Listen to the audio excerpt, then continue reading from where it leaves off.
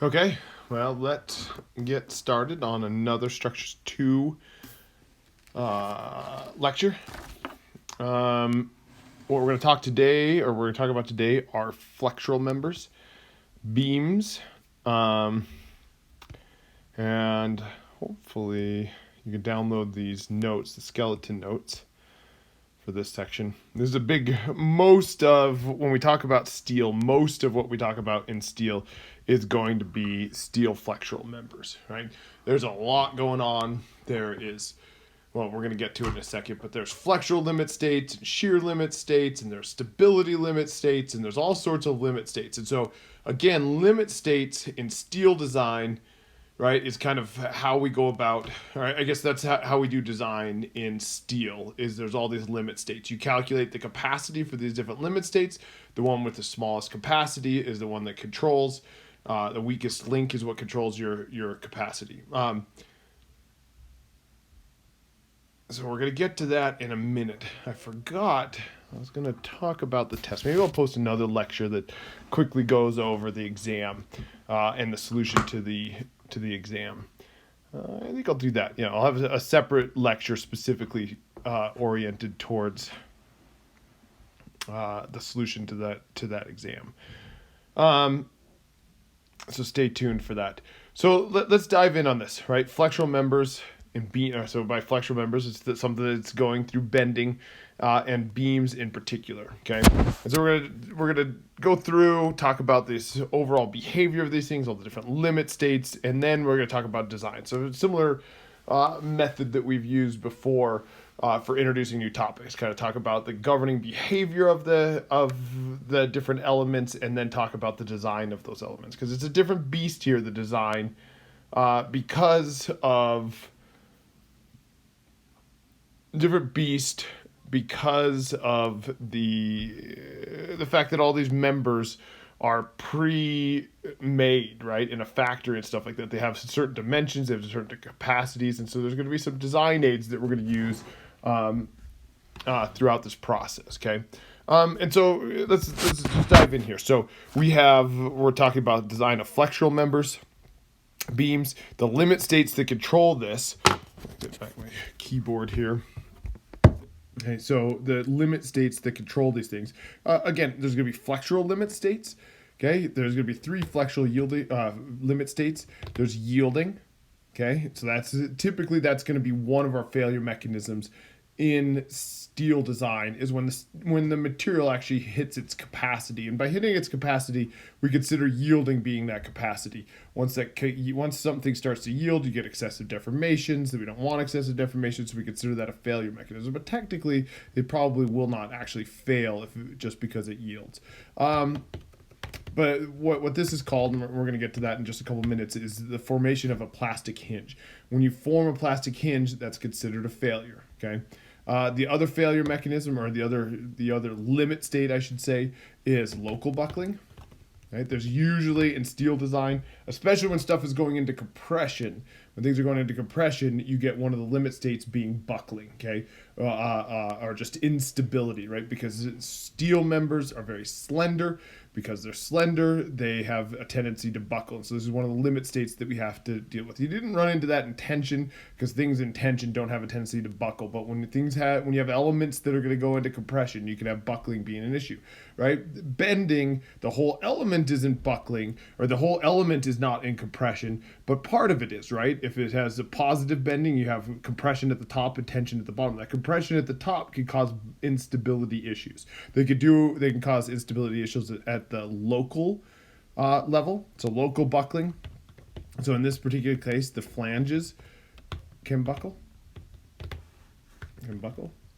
Right, the flanges in each one of these things we're going to talk about in more detail below, but the flanges can buckle in a wide flange section, right? Or if an angle, you could have one of the elements at the top or the bottom could buckle, but there could be just local buckling issues, either a flange or a web or something like that could buckle. And so that's local buckling could be an issue, but then there's also global buckling. In this case, it's going to be lateral torsional buckling. And like I said, is my favorite type of buckling. It's I think in my mind, some of the most, or one of the most interesting types of stability or failure mechanisms for a steel beam. Like I said, I easily say that's my favorite type of buckling. Okay, and this is a global buckling behavior. Right, this is that global. What I mean by global buckling is it has a tendency to buckle over the entire length of the element, whereas local buckling it would just be like a flange buckling as opposed to the whole beam buckling. Okay, but we'll get to that LTB here in I don't know, by probably the next lecture. Okay, so that's all those things are associated with bending, yielding, local buckling, and lateral torsional buckling. Those are going to govern our bending limit states. Okay, but then there's also shear limit states as well, right? Our beams can fail in shear as well, and how they fail in shear could be a couple of different limit states, right? You can get yielding, right, of the web. Right, that could be one of the failure mechanisms is the web yields in shear, and when it yields in shear, you get excessive deformations, and that's considered a failure, right? Or you could get local buckling of the web. Okay, again, that's another failure mechanism that can happen that's associated with stability, right? And so you can get local buckling of the web, and then serviceability is another thing that we have to consider, and what it's going to be is deflections. Okay, we're going to look at deflections of. Remember, sorry, my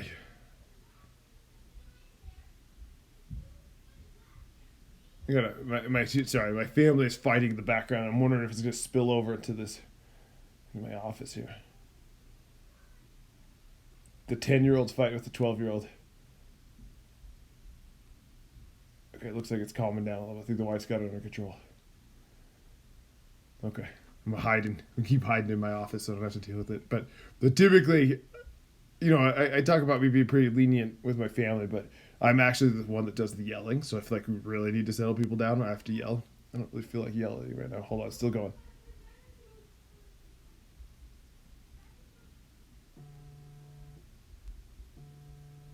Okay, I think we're good. Okay. Anyways, so deflections is how we're gonna we have to deal with serviceability. How we're going to deal with serviceability in this class for flexural members is deflections. We're actually going to calculate deflections and compare them to limits. Okay. How do I include those somewhere? You might have talked about this in structures 1 a little bit, and that has to do with your deflection limits like L over 360 or L over 240.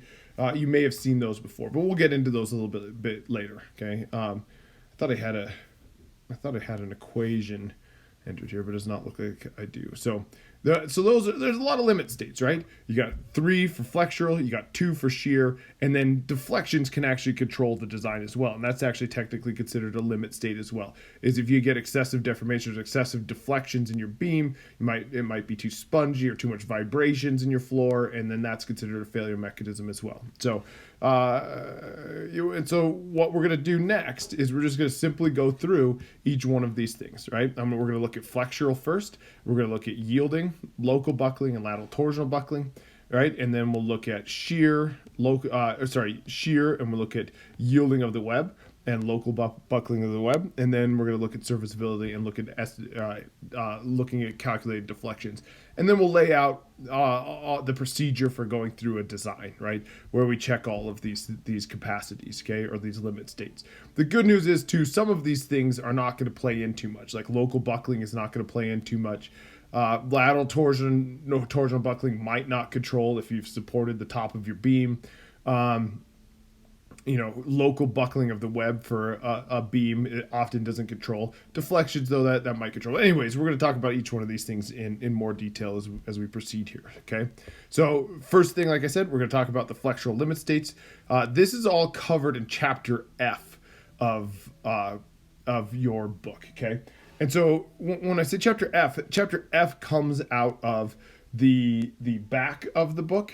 Okay, so like remember all those little tabs at the beginning of the book are associated with the design aids that you use for calculating or for design, right? There are tabulated values of capacities and stuff like that, and we're gonna look at using those in an example in a little bit. But then the back of the book, right, in under specifications, the spec tab, that tab has all the rules that the tables at the beginning are based off of, right? And so chapter F comes out of that specifications, right? That's where the rules are at for the steel members. And if we could quickly look at this, I got to have a PDF of this.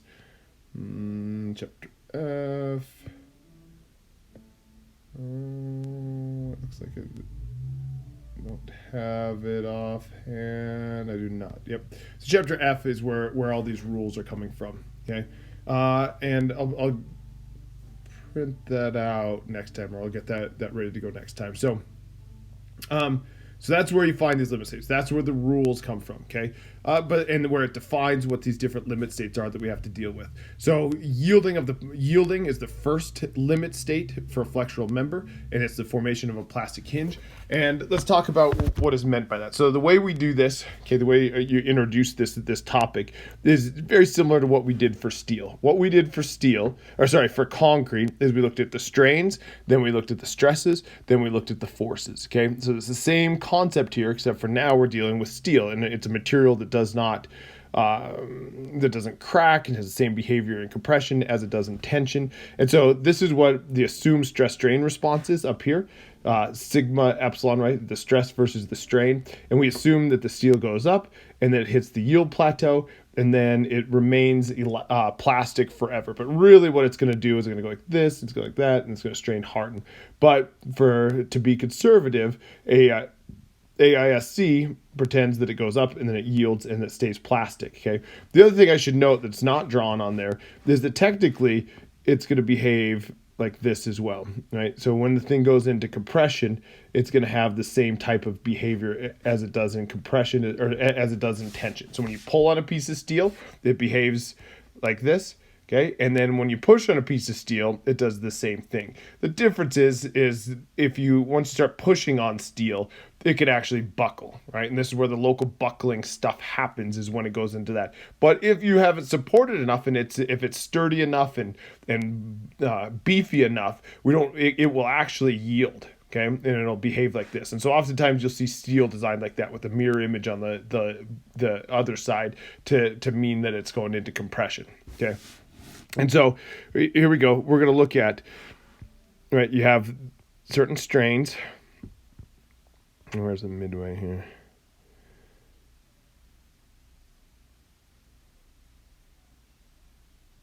Here, I think. Make this uniform. Okay, and so here's our strains. Right. You have one of the assumptions when you do the analysis of this is that it has uniform or plane sections remain plane. So this is linear as you go across, right? And it means that there is not any shear deformation. So sometimes, advanced mechanics topics, you have shear deformation. So you get this, or you just get an extra little wobble to this, okay? But we are going to assume that that's just a plane sections remain plane, and that's just a linear strain distribution across there. If you have a linear strain distribution, then you're also going to have a linear stress distribution.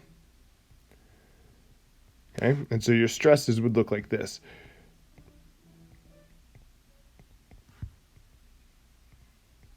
All right.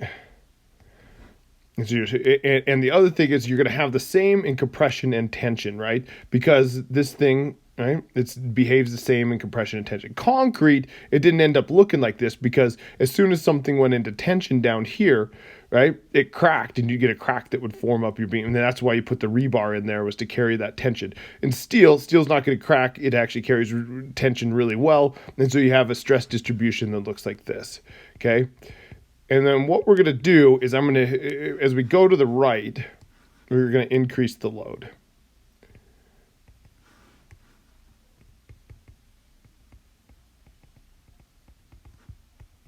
Right, and so I'm just going to keep drawing the stresses as the load increases.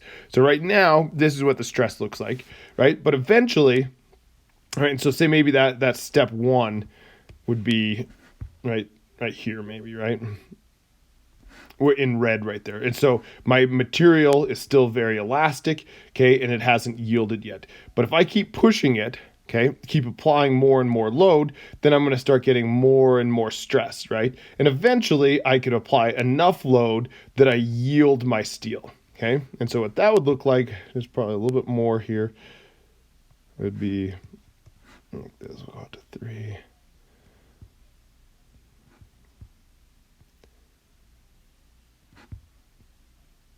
I want that more straight here.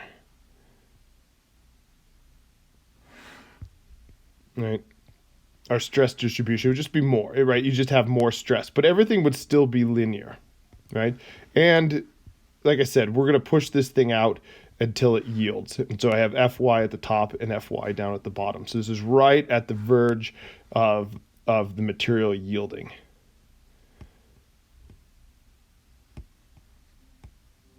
Okay. And so in this stage that I have drawn right there, that would be right here. Actually, what if I number this thing? Oh, that sounds very clever. Right? So we say that this is 1, right? This is 2. Right, so this would be 1, that would be 2. Right? And if we keep increasing this, if we're increasing the load, what'll happen is our steel starts to yield, right? And it doesn't yield over the entire thing right away. It'll only yield over part of it, right? So this is just, right, for instance, like right here and here. These are it's going to yield at the extent first, right? Right, farthest from the neutral axis, you're going to get yielding, right? But then right here, it hasn't yielded, right? And then here it hasn't yielded, and here it hasn't yielded, right? It hasn't yielded at any other location. It's just yielding right at the very extreme fiber right here. So the extreme fiber is at stage 2 right here, okay? But if I keep applying load, right, that yielding is going to spread, right? Eventually what's going to happen, right, if I increase more load here, well, it'll yield here, but then it's also going to yield right here, right? This component's going to hit the yield stress, and then this component will hit the yield stress, and so on as we go. And so what that would look like is this. You would have about 3 over 1. Right? It would look something like this.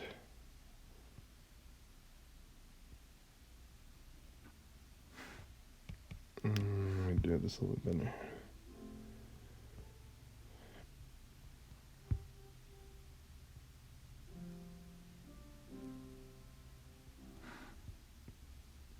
It would look like that. There we go. My stress distribution would look something similar to this. All right, that should be even there.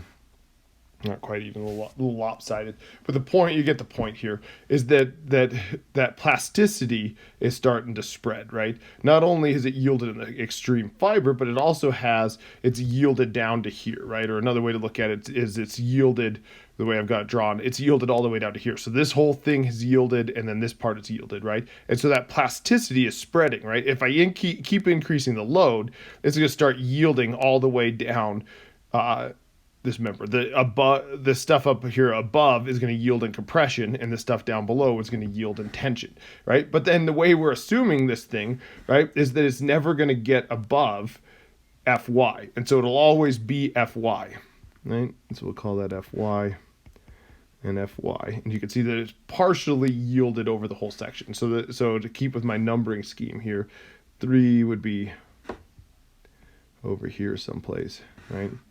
So this would be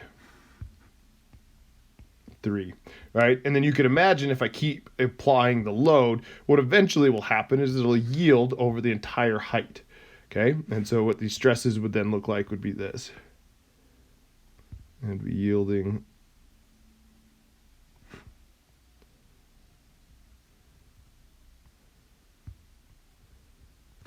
it'll look like that.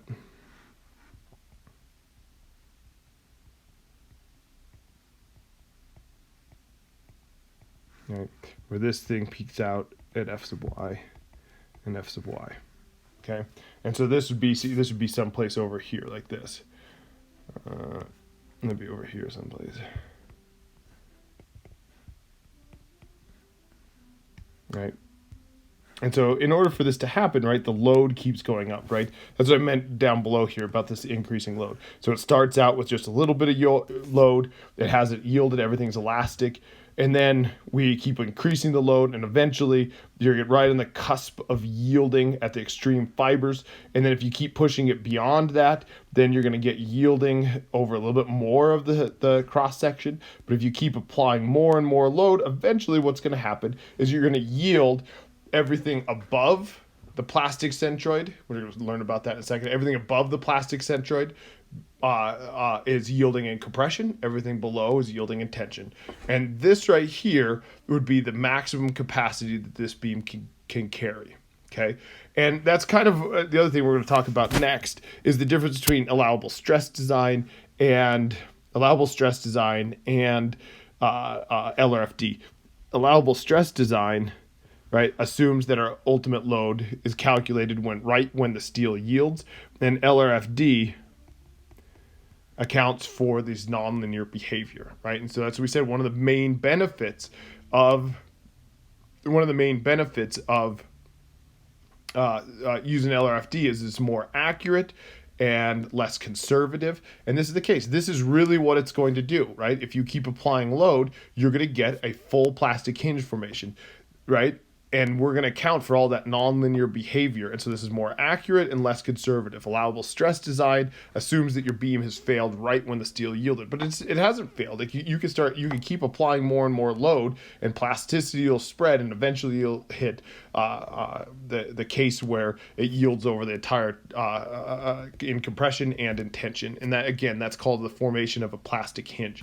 And the way I always like to picture this is, you may have experienced this yourself in the past, is if you take like a fork and you apply a load to it, right? Just a little bit of a load to it, it'll bend a little bit, right? But it will not, right? And then if you let go of it, it'll kind of snap back into place. But if you bend it enough, it's going to have permanent deformation in it. That permanent deformation is coming from the formation of a plastic hinge. On the one side of the fork, it's yielding in compression. On the other side, it's yielding in tension, right? And when it yields, you get permanent deformation, right? You get permanent deformation, right? If you load this thing up, it'll yield, and when you let go of it, it comes back down, and then the distance between here and here is the permanent deformation. That's when you take a fork and bend it, or a clothes hanger, and bend it, and it stays deformed, is because you formed a plastic hinge in it, and there's going to be residual displacements after you've removed the load. And so everybody's experienced a plastic hinge in some capacity. I think I mentioned to my classes before about how I burned a buddy of mine in college with bending a fork a bunch, because that process of yielding and compression and tension dissipates energy through heat, and you could really heat something up by doing that. So I branded him a little bit, I think. I may have mentioned that to you before. But anyways, the next topic, or the next point, is, well, how do we calculate this capacity? We haven't discussed that yet, right? This is where we're going to assume that our limit state is when it yields in compression at the top and tension at the bottom. But how do we go about calculating that capacity? Okay. So that's the next topic. Unfortunately, I skipped a whole bunch of space here. Okay, but elastic versus plastic capacity. Okay, again, the ASD assumes that the beam fails when it is yielded in tension and compression, right when it's yielded, right? And so that would look something like this. Where's my middle here?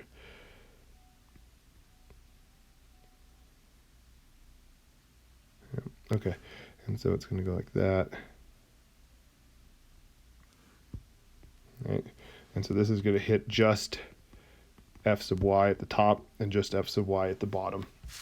Right, and so this is all elastic analysis, and so this is kind of going back to your mechanics of materials, right? And if you wanted to calculate stress in mechanics of materials, you did. Oh, I'm trying to move that down. I don't think I can. Oh, I could move that up though. Okay, if you want to calculate stress in mechanics and materials, what you did, if you remember this equation, right? We didn't use this in concrete very much. We talked about it a little bit in terms of calculating the tensile capacity, but Fy is equal to MC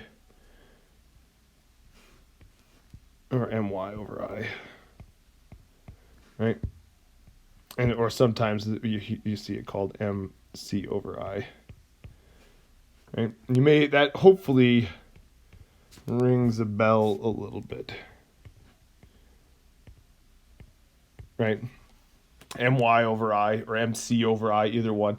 Right? The M is the moment. C is the distance between the neutral axis and the point that you're concerned about calculating the stress on. I is the moment of inertia. Okay. And so that's one way you could do that. And you could imagine, or I guess the other thing to note here, we're going to introduce this other thing. I think you were introduced this to you in structures 1 or somewhere along the line. We're going to say there's this new variable called the section modulus, okay? And that's going to be the moment of inertia divided by C, okay? I over C. And so this is the section modulus, elastic section modulus.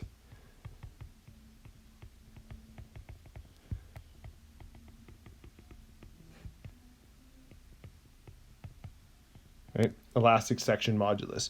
And so we could sub that in the equation above.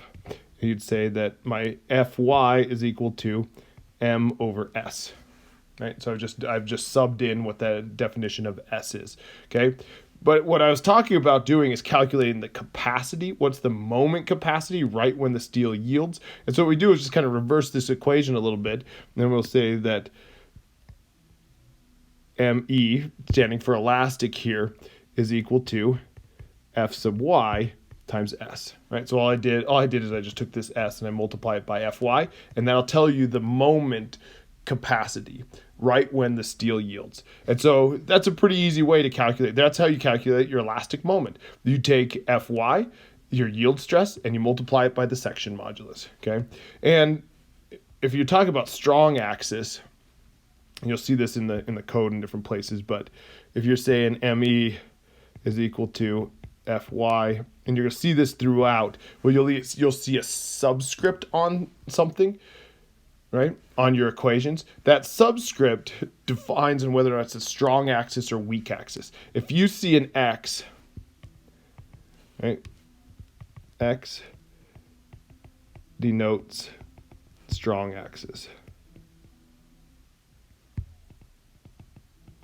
Right? And then Y denotes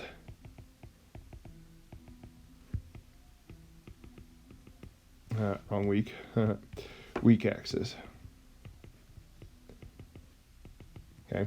And so really if you're concerned about like the capacity of a wide flange, the elastic capacity, you do Fy times Sx. That'll give you bending about the strong axis. But really you could have a beam bending about its weak axis as well. That's just going to be Fy times Sy, right? And so that stands throughout. And you may have run across that.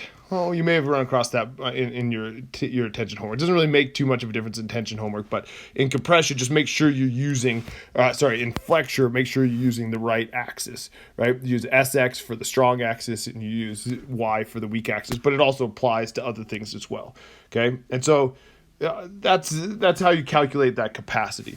The other thing I wanted to make note of, right, is so there's your capacity equation, but we're not going to use that, by the way. We're not doing elastic now, so we're just going to show you the difference between the two. Okay. The other thing is, well, where do you find this S value? Well, you could just say that S is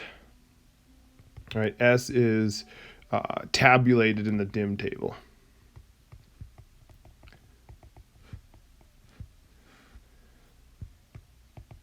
Dim tables. Okay, the dimension tables that are included at the beginning of your code book, okay, with the first little tab, thumb tab, you could find S for all the different members in there, okay, and it's called the elastic section modulus, okay, and so let's go on to talk about the plastic the plastic section modulus, okay? Or eventually the plastic section modulus. But if we're looking at if we are looking at the plastic, so LRFD, this is what LRFD does. And again, how you calculate this capacity. I'll line this thing up with a, what just happened? What? You see that? You see that growing? All right.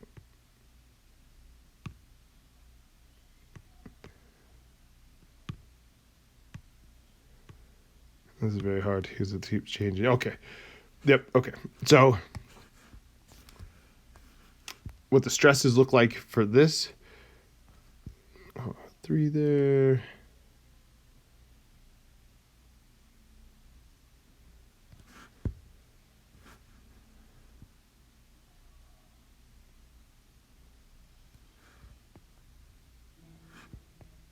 All right.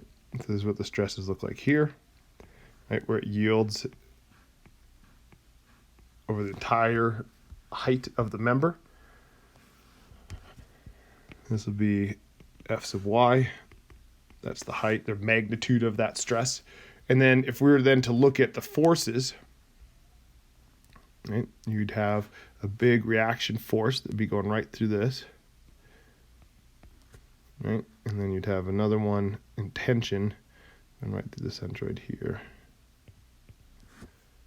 Right, and so you'd have C and T.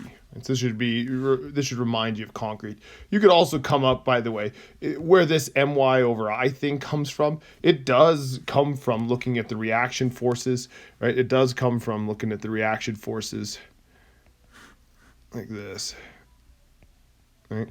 It really does. I kind of skipped over that step because it's not so important. We're not doing that method, and then everybody recognizes this whole my over I thing. But really, the same concept of taking, this compression force and the tension force, and then applying equilibrium to it, and then looking at the moment arm in between and calculating the moment. That still applies up here as well. We just kind of skipped that topic, okay? But we're looking at these stresses, and then we look at these forces, right? And then that right there is the moment arm. Right, we'll just call it moment arm there, but you could actually calculate it. Obviously, that's something that can be calculated, but it's the moment arm of that couple force there. Okay, and so the same thing you do here. You set C equal to T. This is what we did in concrete. C equal to T. Right, and what does this look like when we plug values in here? Well, it's going to be F sub y times the area of the top part. Right, so say this is applied to, it could be to any section, but say if it's a rectangle. Right, it doesn't have to be rectangle, it could be a wide flange or anything, but just for the sake of this right here would be the area top. Right, if you were to look at the formation of a plastic hinge of a rectangle, and then this down here would be the area of the bottom.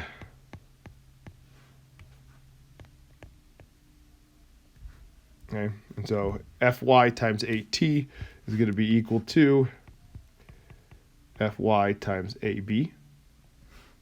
Right, C is equal to T. This right here is the, this right here is the C. This right here is the T, right? And so what this tells us is that the area of the top is equal to the area of the bottom. Right, and so in order to have a plastic hinge, that has to happen. Is the area above the neutral axis, right, or the plastic neutral axis is equal to the area below the neutral axis. That is not the case that's not the same as the centroid. The centroid takes into account the distance away from the neutral axis, and the further you are away from the neutral axis, the more weight your that area has, right? And you're right. That's why wide flanges look the way that they do, because the further you move away from the neutral axis, the more weight that's associated with that. In this particular case, the further you away, since the stresses are not increasing, they're not doing this. There is no more weight for the area far away than there is for the area close. to the neutral axis because everything's yielded over the entire length. There's different and so this just tells us that the area above the neutral axis is equal to area below the neutral axis. Again, that's not the case for a standard symmetrical sections. They end up being the same, but if it was like an angle, right, you would not have the same neutral axis for both of them. You would not have the elastic neutral axis would not line up with the plastic neutral axis. Okay, and there's a little side note, but this is kind of an interesting thing, is that comes out of a plastic hinge. The formation of a plastic hinge is the area above the neutral axis is equal to the area below the neutral axis. Okay, which again, that's not always the case. For symmetric sections like an I-beam, it ends up being that way. The centroid lines up with the plastic centroid, but not always. Okay. Not for like LB or angles and stuff like that. Okay, and so I'm going to introduce this new value here. Say yp is the yp is the distance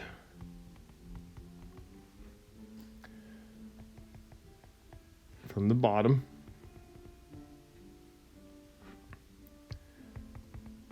where AT is equal to AB. Okay, this is not the same as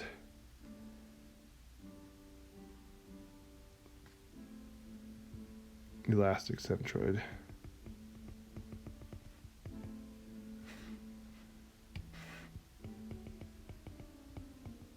Right. This, by the way, is called the plastic centroid.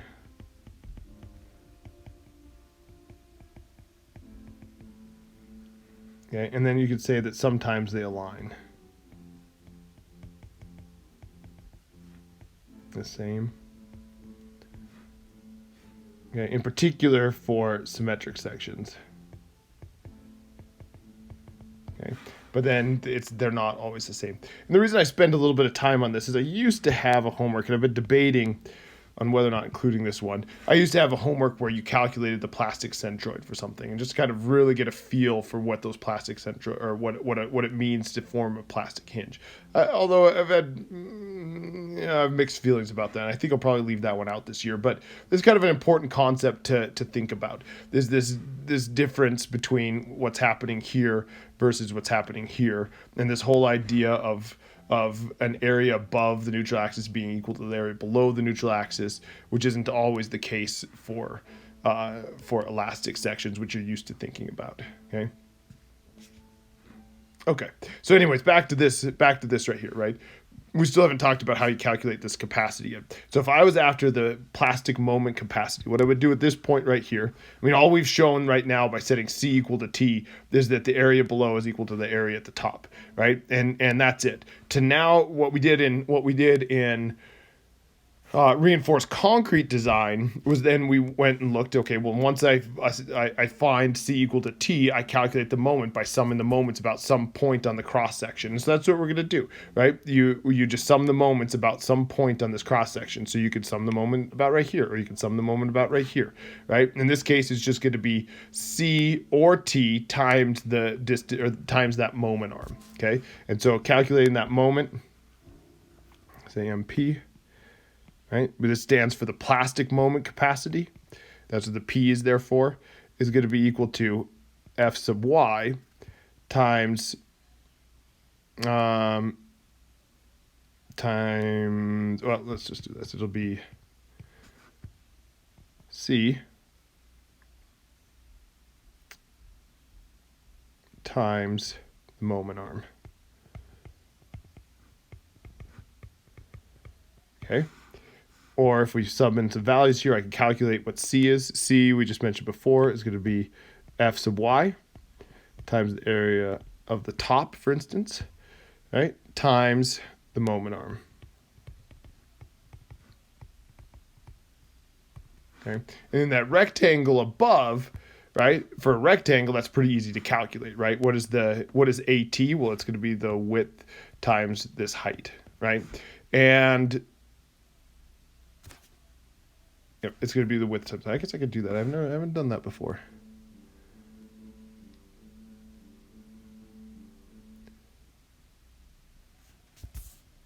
I haven't done that. Okay. Let's do it. See how it turns out here. So this is right here. Just to make it clear, this right here is going to be, we'll call that B.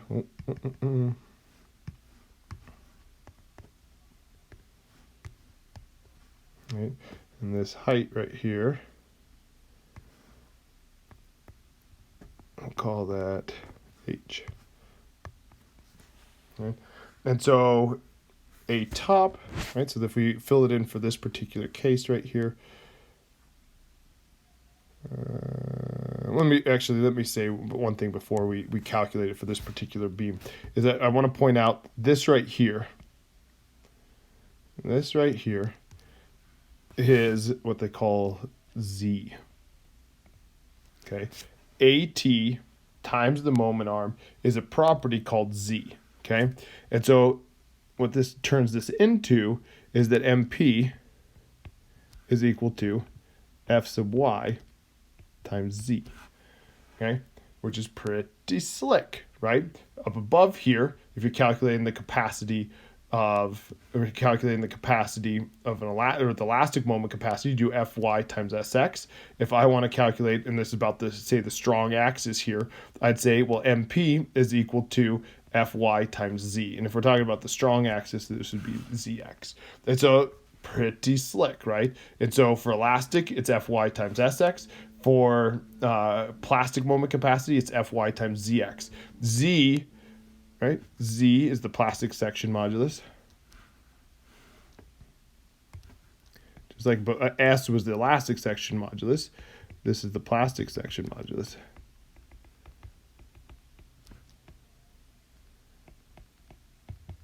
Right? And this too is tabulated.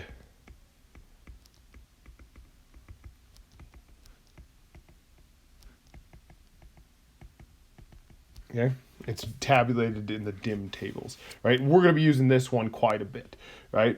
We're going to use the plastic moment capacity because we're going to do LRFD, which is we're going to care about the plastic section, the plastic capacity as opposed to the elastic capacity. But that's kind of a neat thing that the code has done for a rectangle. Right, this is what I was in the process of doing before, but I wanted to talk about the plastic section modulus first. To complete this thing for the rectangle, this would be MP, this would be Fy times AT. AT would be B times H over 2. It would be, right, this width B times H over 2 would give me the height of the top. And then you multiply it by the moment arm. The moment arm, and get that over here, this would be H over 2. Oh, H over 4, right? And this side right here would be H over 4, right? This height right here is H over 2. Then half of that would be H over 4. And so then this distance, the moment arm that we just talked about, this moment arm right here, would be H over 2. Okay? And so calculating this capacity down here would be times H over 2. Okay? And so this would be, for calculating our capacity, would be F sub Y times B H squared over 4. Okay, and so this would be Z for a rectangle.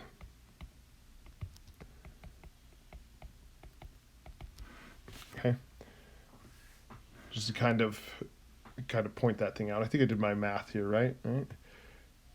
H squared over 4. Yep. All right, so that's Z for a rectangle, right? If I just really quick, what would be S? S for a rectangle All right, see, I for a rectangle would be bh cubed over 12. Right, that's I. And then I over c, bh over 2. And so c would be equal to h over 2. And so does that become I over c?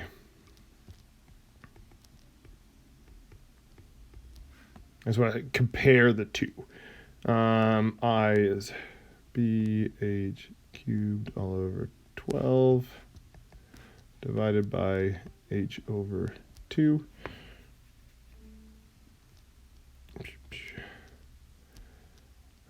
Who was 6 is a b h squared all over 6. I do that right? 2 goes up at the top, 2 over there, 1 over 6. Yep, I think I got that. bh squared over 6.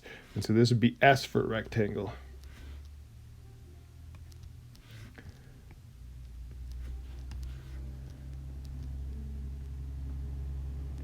Right? That'd be S for a rectangle. And if you compared them to each other, MP divided by FY, MP over ME would be equal to Z over S, which would be equal to 1.5.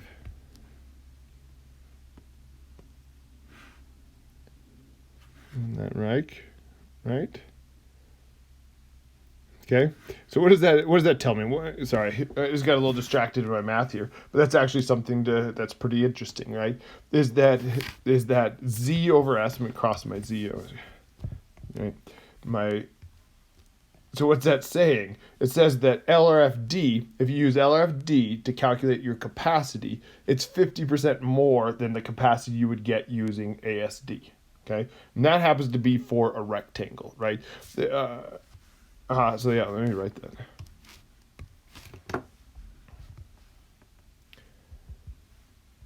Rectangle.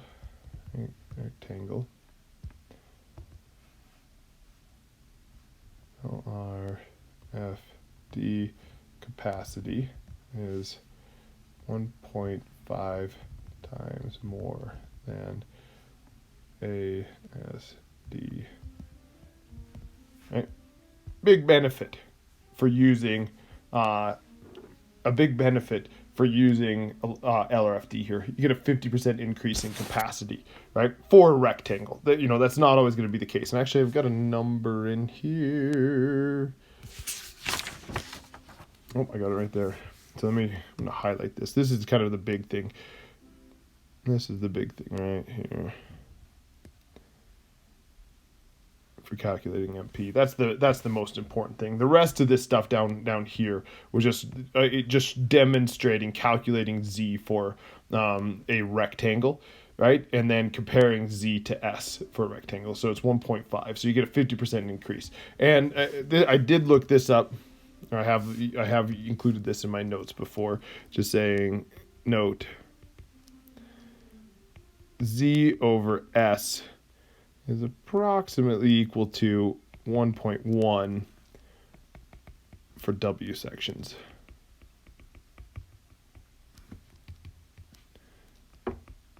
Okay. And so that's a 10% increase.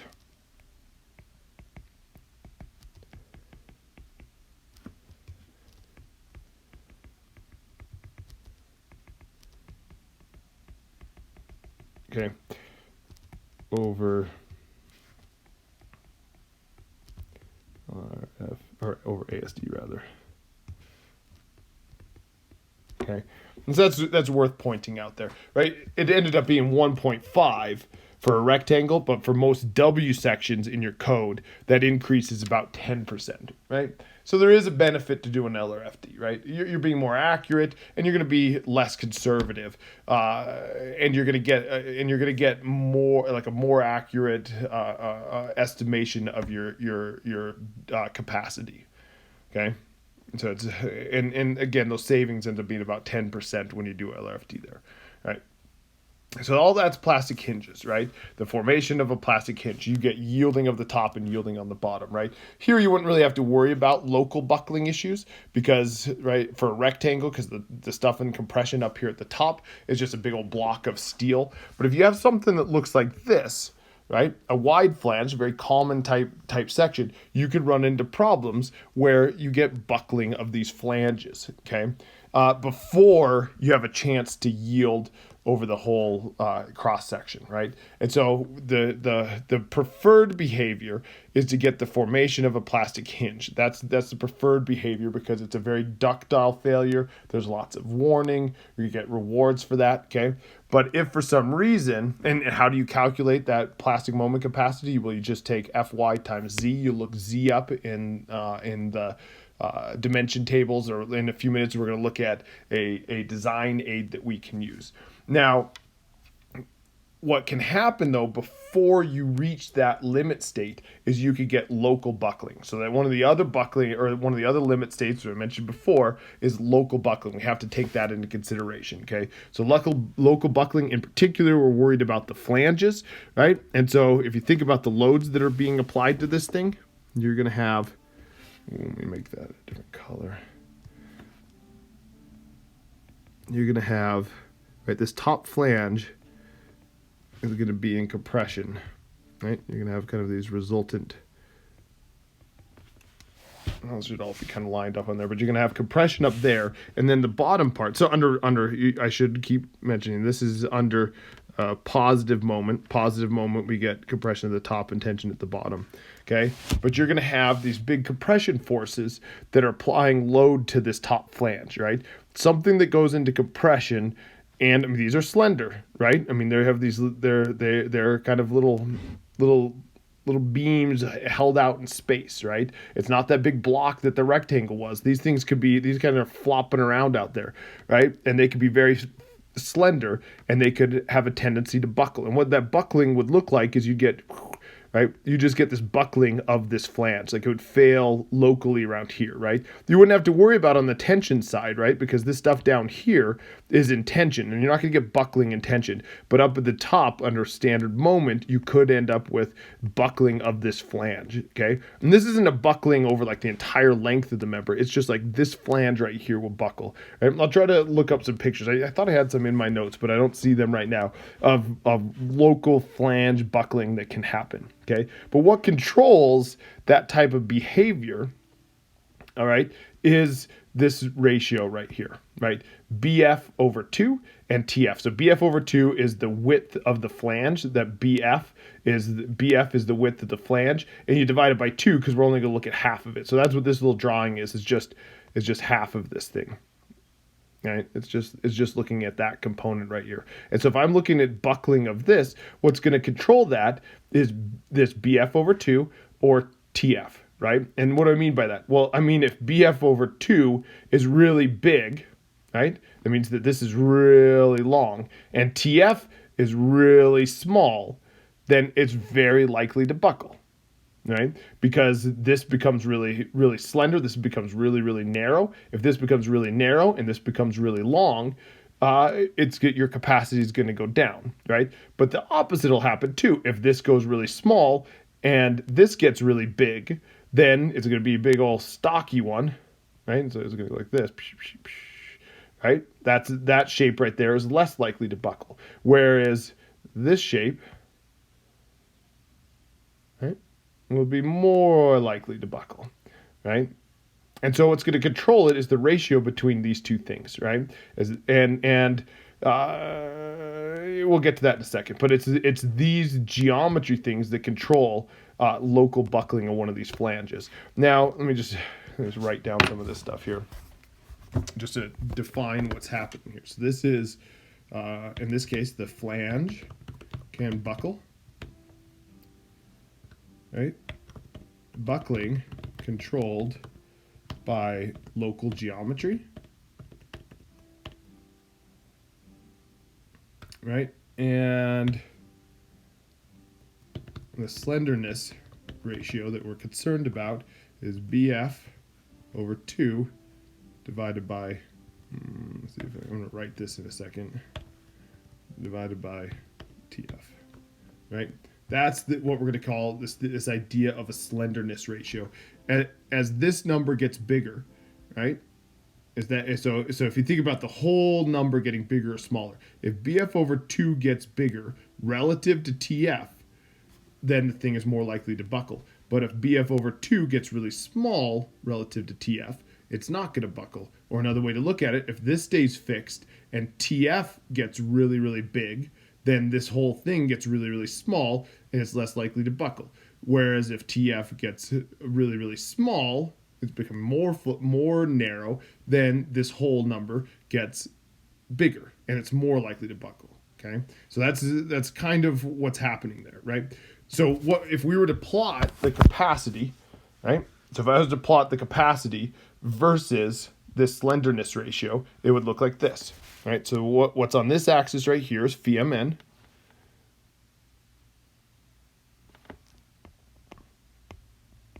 Okay, and what's on this axis right here is BF over 2TF, right? Or BF over 2 over TF, okay? But that's usually how it's written like that, okay? Clean that up a little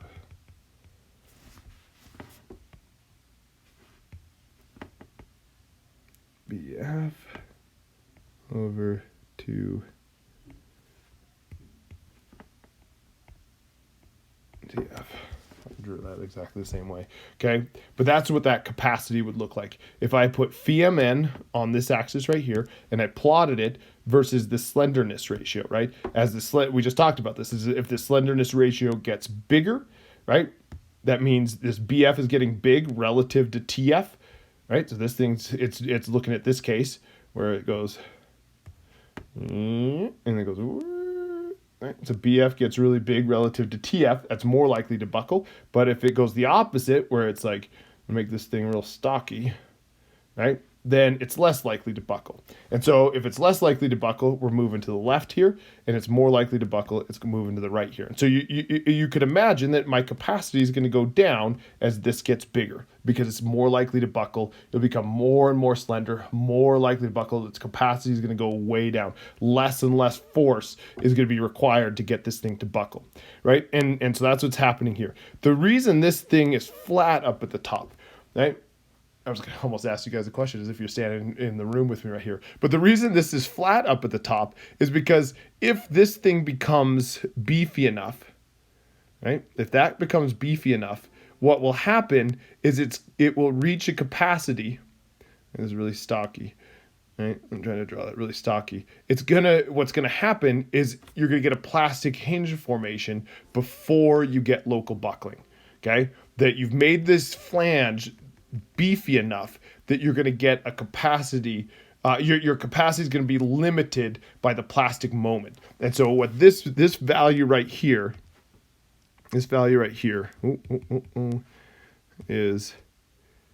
let me move this here a little bit.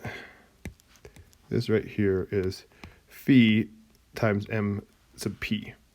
Right, so the overall, what's plotted on this curve is phi mn, but what gets plotted right here, or what this value is right here, this peak right here, is phi mp.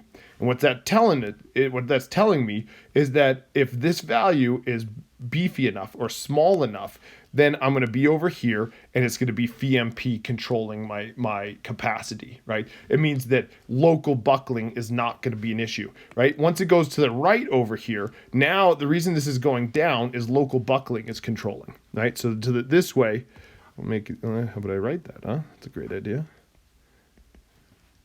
Right, local flange buckling controlling.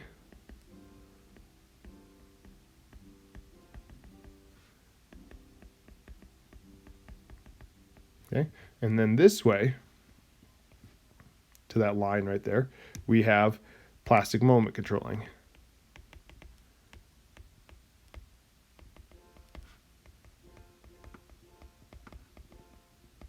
Okay? Which is interesting, right? And these capacity curves, this is the first time we've seen a capacity curve. These are super common in steel design. We're going to see this time and time again for the other limit states, lateral torsional buckling. We're going to see this thing. Shear design, we're going to see this thing. We're going to see this capacity curve. What's changing between all these things is what the slenderness ratio is. In this case, it's BF over 2TF, but for shear, it's going to be BW over TW is what's going to be the slenderness ratio. And for lateral torsional buckling, it's going to be the unsupported length. But this idea of having plastic moment controlling until the thing becomes so slender that local buckling or global buckling controls. And when local buckling and global buckling controls, then our capacity starts dropping. And the more slender it becomes, the more slender it becomes, the more likely the more slender it becomes, the weaker it becomes, or its capacity keeps decreasing as it becomes more and more slender. Okay, so again, this is our first look at it, right? And it's kind of a neat concept. If my BF over 2TF is small enough, if plastic moment is controlled. If this is too big, then local buckling controls. But what's pretty interesting, okay, and AISC is no dummy, are no dummy, okay? AIC is not a dummy. You get the point. And this, what controls this? How do we, this is all just local geometry. If I make my BF over 2TF ratio small enough, plastic moment's going to control. And AISC has taken this into consideration. They want the type of failure where you get yielding in compression and yielding in tension. It's a very ductile failure. You're maximizing the use of your material and everything's great. And so AISC is aware of this. And what they've done is most wide flange sections are designed in such a way that the BF over 2TF for each section is in this region over here. Right, it's over in this region here, meaning that the plastic moment capacity is going to control, right? And what they've done is they've beefed those flanges up so that local buckling won't be an issue, right? And they've designed their members such that we don't have to worry about this limit state. Okay. That being said, if you do built up sections, like you can come up with a wide flange section where you come in and say, I'm going to take this big old plate, I'm going to weld it to this other big old plate, I'm going to weld it to this other big old plate. Then you're outside of the realm of, like, AISC provides guidance on calculating those capacities, but it goes outside of their tables for design. Okay, but when we do our calculation checks, typically we don't have to worry about local buckling because AISC is no dummy. Okay. So let me just put that into words here. So most W sections, right, anything that looks like an I-beam essentially, have been designed in such a way that yielding / plastic hinge will occur prior to local flange buckling. AISC is no dummy. These sections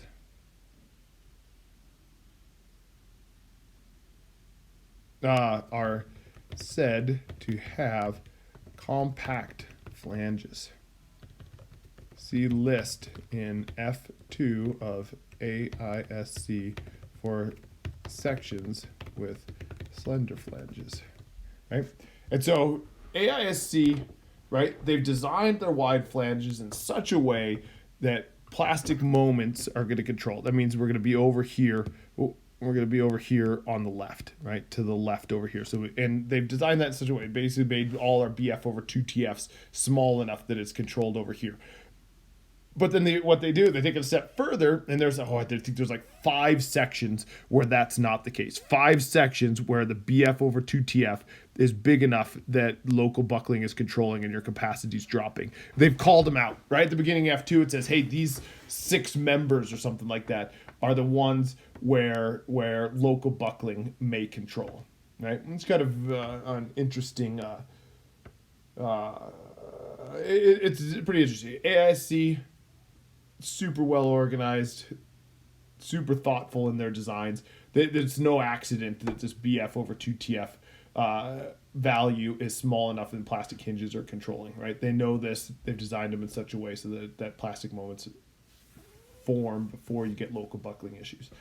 I think we beat that horse to death a little bit, but I think it's pretty interesting to look at this guy. That guy comes up quite a bit, right? Capacity, plastic failure mechanism, followed by stability failure mechanism. Let's finish off this page right here. Okay. What else was I going to say? I was going to say something else there.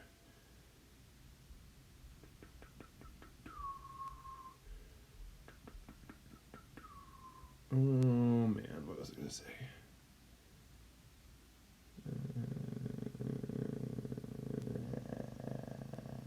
Okay, I don't remember. Okay, last failure mechanism here. Oh, I want to show you images of this. I'll look that up for next time. I want to show you images of what it looks like to have flange local buckling.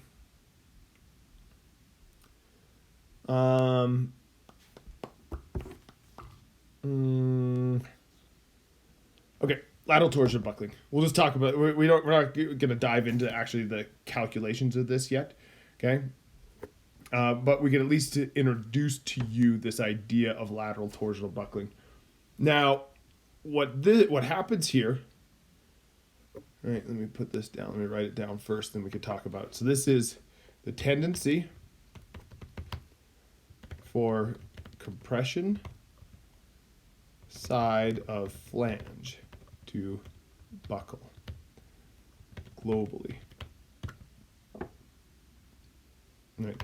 The tension side is stable and it wants to flip onto its side. Okay?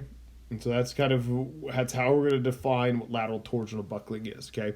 And so if I've got a beam, well, this is going to be hard. Usually I bring a little piece of rubber into the office that's shaped like this, and you can apply the load and you can actually feel lateral torsional buckling occurring. And unfortunately, I'm sitting in my house right now. I do not have a little piece of rubber with me to demonstrate lateral torsional buckling.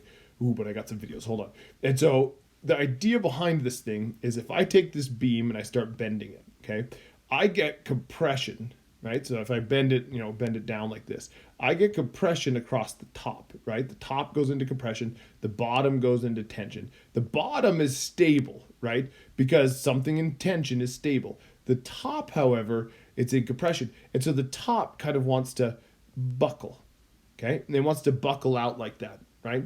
But then since the bottom is stable and the top wants to buckle out, you'll feel that the beam want to flip over onto its weak axis, right? And so you're applying this load, the top wants to go into tension, the top goes into compression, it wants to buckle, and then it buckles out, but the bottom doesn't move, and so then the thing flips over onto its side. That is a failure mechanism. It's called lateral torsional buckling, right? How do you prevent lateral torsional buckling? Well, what you do is you support this top flange, right? I could have some support coming in that supports that top flange, right? And either one way that you support the top flange is, say I've got a big old floor sitting on top of it, right? I have my floor sitting like that, and I attach the top of the flange to the floor. Well, now when I go to bend this thing, the top goes into compression, but the top wants to buckle out, but it can't buckle out because it's attached to the floor. Okay. The other way that you could do that, or the other way that you could do this, is you could support. You could apply some supports that are coming from something else, right? And actually, what you see often is you would see. What you sometimes see, if you look up at the ceiling of certain floors, you can see. I think if you go into the basement of copper and you look up at the ceiling in copper, you could see that they have these X's, right? And what the X's are doing is they're grabbing the bottom of the beam next to it, which is stable, and they're using the bottom of the beam next to it, and they're bracing the top of the member on the other side. And the same thing would happen here. You take the bottom, which is stable, and you go to the top of the beam next to it, and then that's supplying lateral support. It's keeping the top part from wanting from buckling out, or the compression side from buckling out. Okay. And so, right, if I were to put these supports in, we don't have to draw where they're going to, but just say that there's a support here. Right, we have supports here. This distance right here we'll call LB, which is the supported length, right? If LB gets really small, if we have really small LB, right, and if I've got a brace here, and I've got a brace here, and I've got a brace here, and I've got a brace here, my LB is getting smaller. If the brace is spread way out, then it's going to have it's going to be more likely that the thing can buckle right between here and here, right? And so that's what this plot is right here. This is another capacity curve. This is a capacity curve. This again is your moment capacity, phi(m)n, and then what you put on this axis is LB, right? The slenderness ratio in this case is that unsupported length. At what interval are you placing these lateral supports to support the top flange? Now, for the case that I mentioned originally, when you put a floor on top of this thing, right, and then you've attached it over the entire length, that's essentially having an LB equal to 0. And so that's over here, right? And so again, what happens is if LB is small enough, right, the controlling mechanism is going to be yielding in the formation of a plastic hinge. You've supported it enough that instability is not going to be an issue, and so you reach your full phi(m)p, your full yielding over your entire cross section. You hit the phi(m)p value. But as LB gets bigger, right? As LB gets bigger, stability becomes a problem, and lateral torsional buckling starts to control. And then so from this point on, lateral torsional buckling is going to control, and our capacity drops. As LB gets bigger and bigger, your capacity goes down and down and down, right? And eventually, it goes close to 0. If you have a super, super long beam, then it's really likelihood that you're going to have buckling, and so then it's going to lateral torsional buckling, and the thing's going to have a very low capacity, right? And so just to kind of close out these notes here, this is going to be what they call LP, right? And we're going to come back to this later. LP, this in itself is a huge pain in the ass to deal with design, and so we're going to come back to this a little bit later. So that's LP, and that's LR. And so and so we'll just say we're going to come back to this.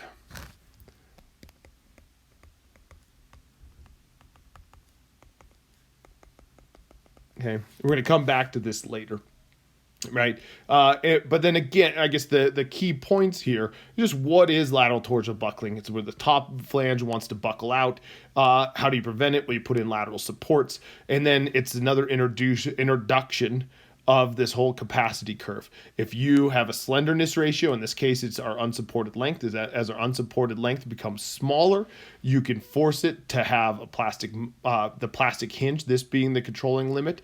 But as LB gets bigger than LP eventually, which we'll discuss later, then you start getting a decrease in capacity as LB goes up, right? And so just like it's very similar to this, right? We said we're going to see this a bunch. Well, here it is where we see it again.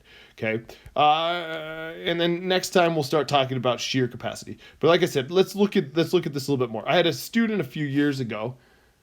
Oh, unfortunately, I made the mistake of looking how many years ago. It was way further than I like to think about. This is a video that he was a student of mine, and for his professional paper for his master's, he tested some beams loaded up, and we looked at lateral torsional buckling in these beams. In this particular beam, unfortunately, I cannot. Oh, I can't watch this. Watch this stuff.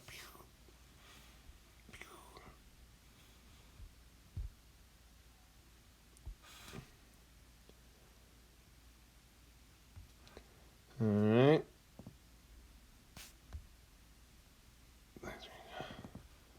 Bring this back to here.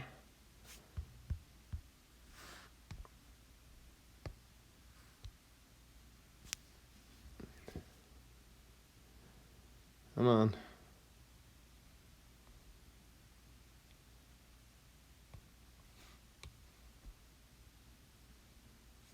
Trying to paste that image. Oh, there we go. Paste that image. So what he's done. Well, let's look at a couple things here. Okay. Right. So what he's done right here is he's taken. Here's a beam that's. What the? Oh, I can't draw on that. Well, son of a gun. What the hell? I can't do anything with that. Okay. All right. So, anyways, there's a beam. It's supported on the ends with chains, and so it's this type of failure or it's this type of loading condition. It's got. Well, now I can do it. Son of a bitch. Okay. All right. Back to here. All right. And so it's got. Here's the beam spanning across like this. And then on this end, it's being held up like this. It's being held up like this. And what we're doing is we're pulling down on the bottom flange right here, okay? And so in this particular case, the top is going into compression and the bottom is going into tension. And you can see that this top flange is not supported at all between this location and this location. So we're going to pull into the middle. And so what will eventually happen is the top part right here wants to buckle out. Right? And it's kind of going out to the left a little bit. It's kind of coming out like that. Is what it'll want to do, right? Because this top part goes into compression, it wants to buckle. This part right here is in tension.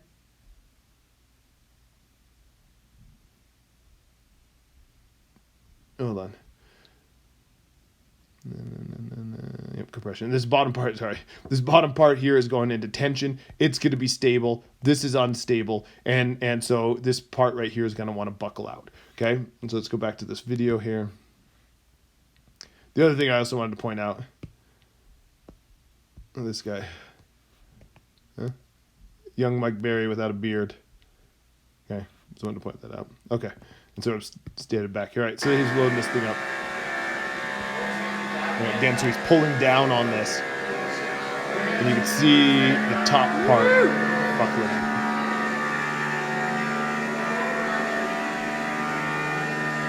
Right, so that's lateral torsional buckling. And what I mean by global buckling phenomenon is we're not just looking at buckling in that flange. It buckles over the entire length of the member. And that's where this whole global concept comes in, is it buckles over the entire length of the member. Okay? They got another one here. So then this particular individual, his name's Tim White. He works at Morrison and Merrily now. Has worked there for about 10 years. And he actually worked at the Montana Crane Service beforehand. And so he had access to a big crane. So this is the same type of experiment, except for now he's holding the middle down and he's pulling up on the end. So the same loading mechanism. And so it's like, let's look at the effect of the different lengths on that lateral torsional buckling behavior. So he's pulling up on that, and eventually we're going to get lateral torsional buckling.